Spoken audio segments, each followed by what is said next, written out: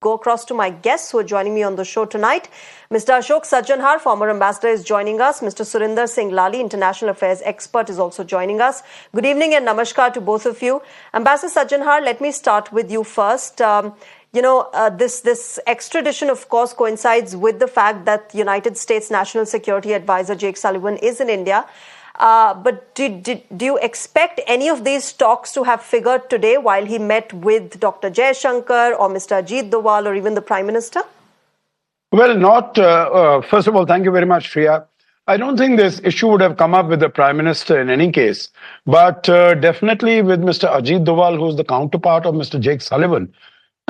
I'm sure this issue would have been raised because, even in Washington, D.C., just before the G7 summit in Italy, when this question was asked to the spokesperson of the State Department, and they said that we will continue to raise this issue at very high levels.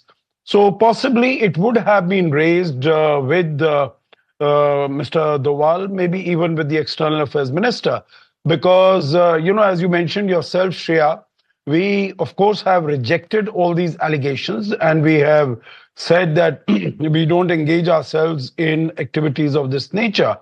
But on the basis of certain information that has been shared with us by the Americans, we have set up a high-level committee of, consisting of the concerned officers.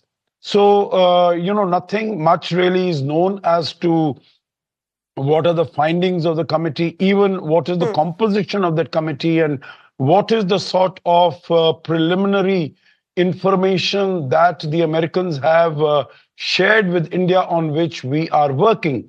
So, very little is known, very little is there in the public domain. But this much is clear that India has said that, it is definitely not something that has been done by the Indian government as such. The government never gave any approval, any concurrence, any instructions to this.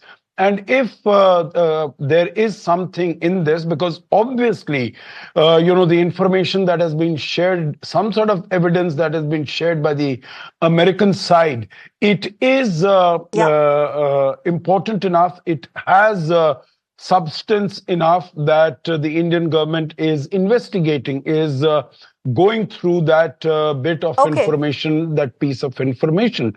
So we'll really have to wait and see what comes out of it, whether it is, some rogue elements who have been masquerading on behalf, or for the Indian government, and they have been doing something. I think it's all in the realm of speculation at the moment.